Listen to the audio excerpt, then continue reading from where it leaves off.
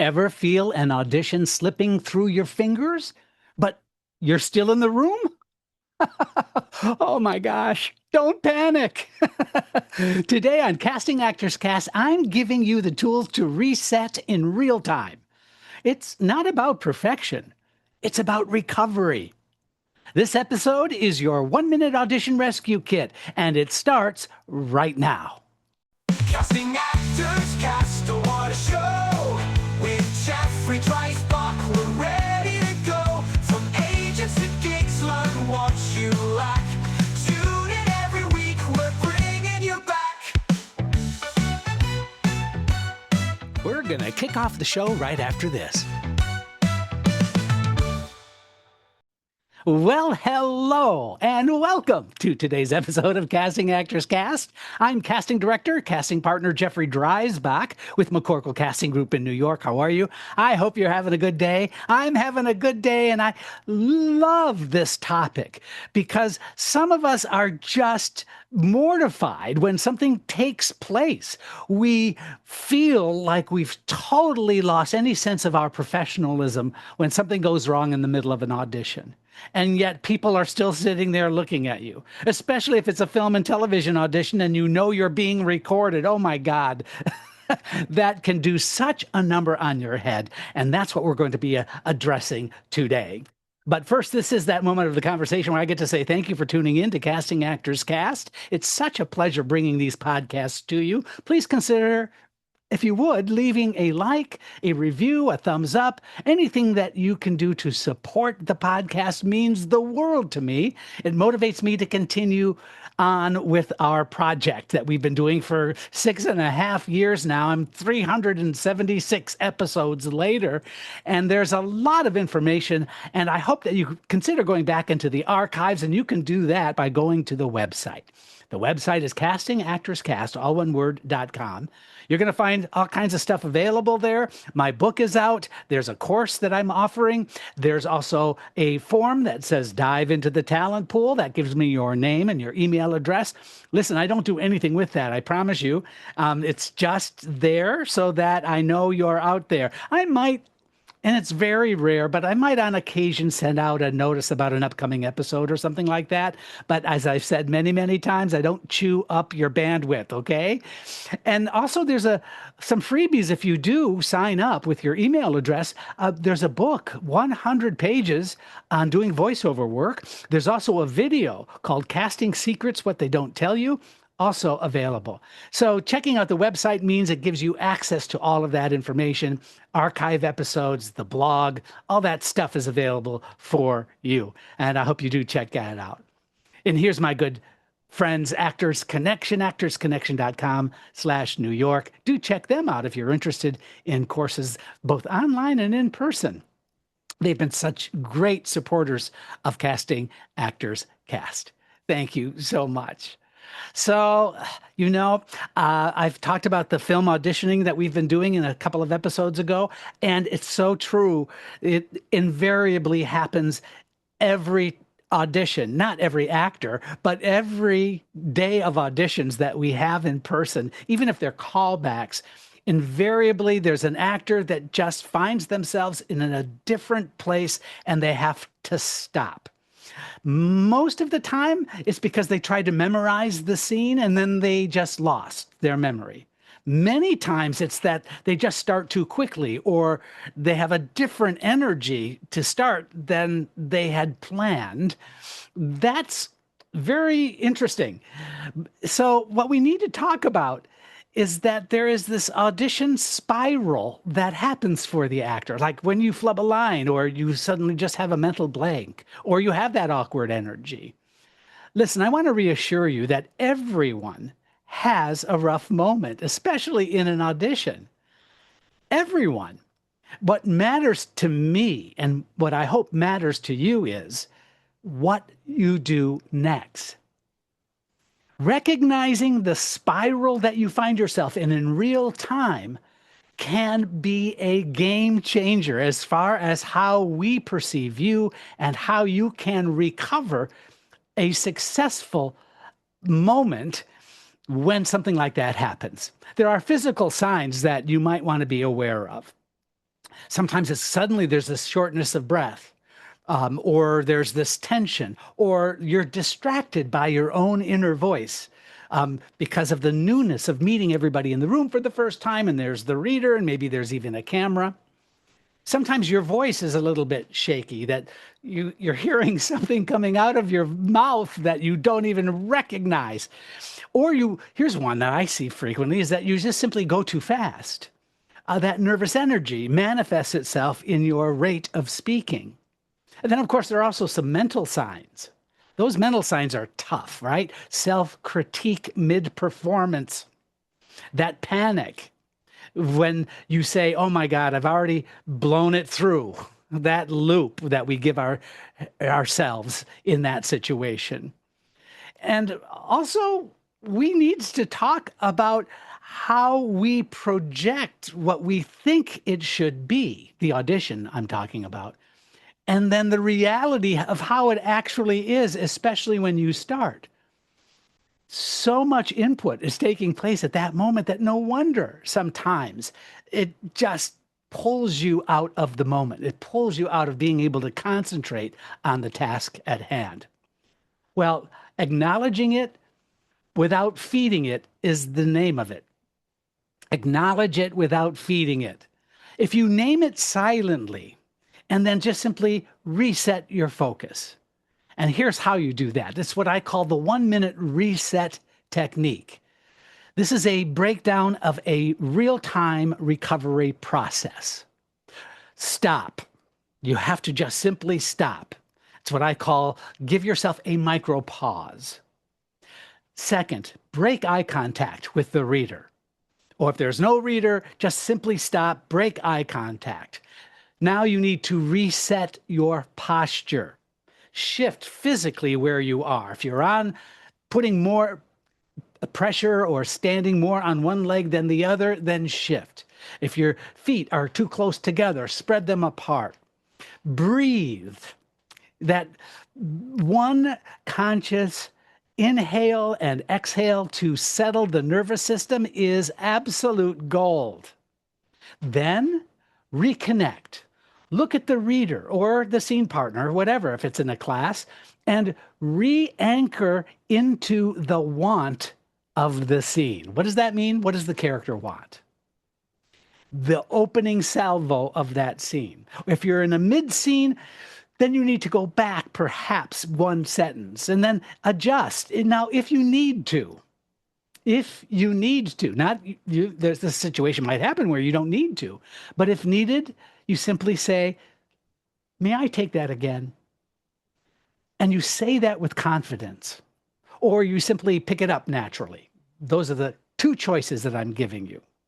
Then I want you to trust. Simply let go of that inner critic and then simply keep moving forward. I hope that makes sense. Here's what not to do during a flub. Don't apologize excessively.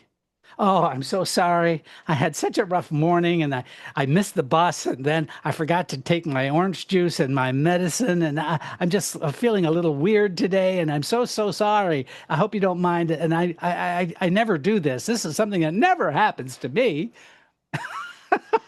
I've heard all of that. So be careful not to make a joke. Don't try to cover your nerves by giving a story. It's not necessary. But don't also rush to fix it without reconnecting. So it's important that you reconnect. I think this tip is one that's going to really be useful. This is like the solid gold moment of this podcast, I think, is don't break character. If you say, I'm going to pick it up again, but you do it in character with the same intention and energy that the scene needs by taking that breath, reset, shift, doing that in character, that becomes part of the reset. And it's done with intent. When that happens, I promise you, the people on the other side of the table are going to go, wow, that was an amazing recovery. That's what you want. That's what you need. Rather than drawing attention to you, reset you internally, but externally stay in character. Okay, somebody write this down. I just made you all a lot of money right now, and I could just stop the podcast right now. Oh, but there's more. Yeah, there's more. We're going to talk about some mindset tools that you can do to turn your flub into fuel. I'm going to give you that right after this. Okay, let's talk about some mindset tools. We're going to turn a flub into fuel. You know what? Directors notice presence more than perfection. Okay, write that down. Or please just remember that. Presence is more than being perfect or perfection. You should know that a reset moment can show professionalism. It doesn't show weakness. And that is based on how you react to the situation. See, the bold actor isn't the one who never stumbles. It's the one who recovers gracefully. And that's just simply about the reframing of it, right? That's what we've been talking about. When you can say to yourself, this is my moment to surprise them with how I handle pressure. How do you handle pressure? That's giving me insight into the way in which you work. Not the apologist, not the person who is embarrassed, not the person who draws attention to themselves and their weaknesses. We all have weaknesses. We all are human beings, for God's sakes. But how you react under pressure is now a statement that you are making to the rest of us. And that can leave us with a really positive attitude, not a negative one.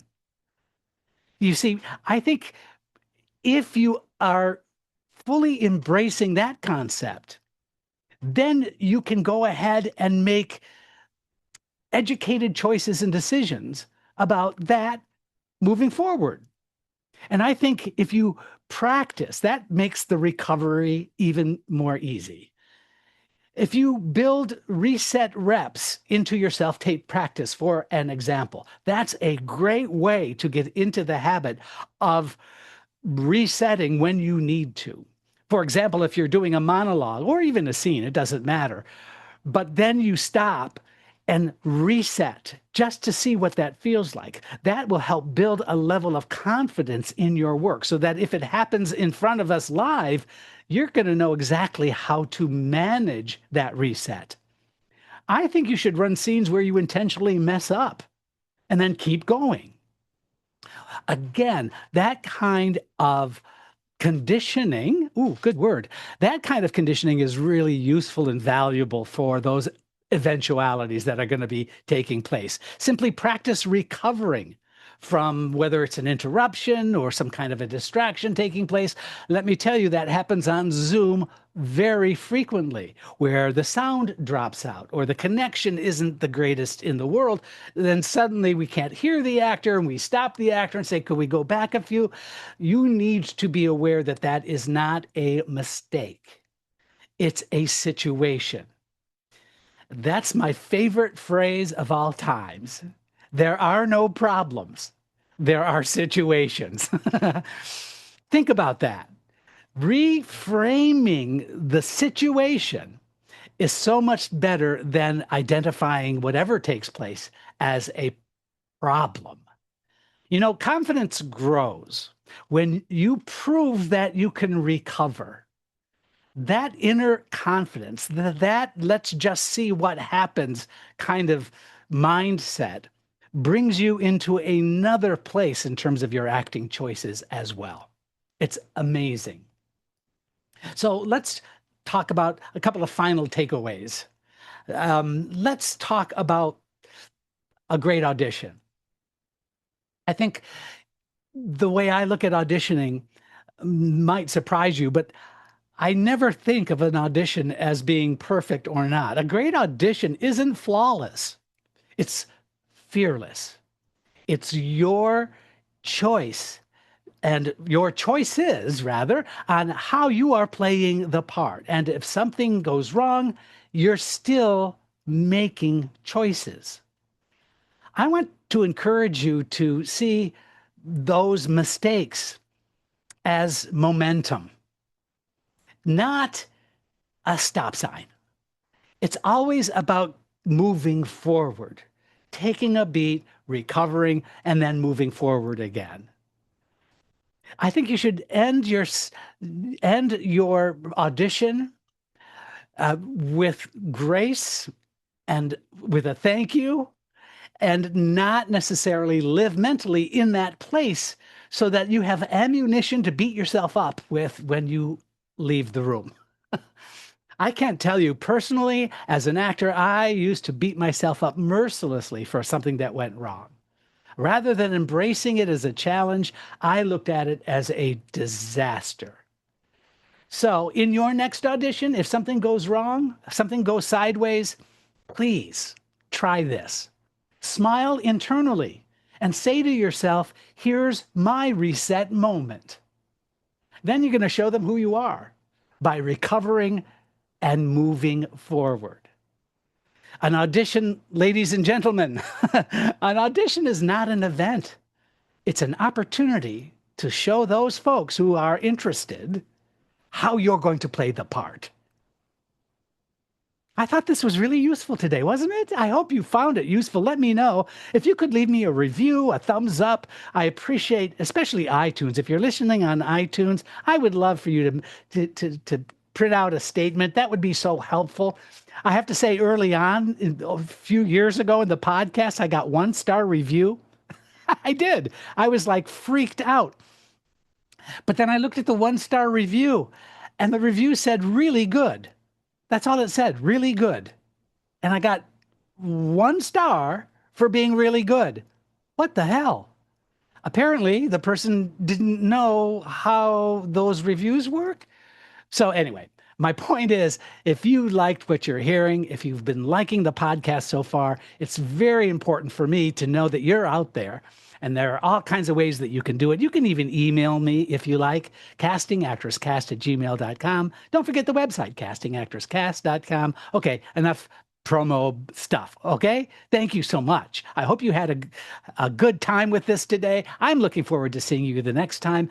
My name is Jeffrey Dreisbach, and this is Casting Actors Cast. It's been great having you in our talent pool today. Your support means the world to us, so please consider sharing, liking, and reviewing this episode wherever you jump in. I'm Megan Grace Martinez. Thanks. From monologues to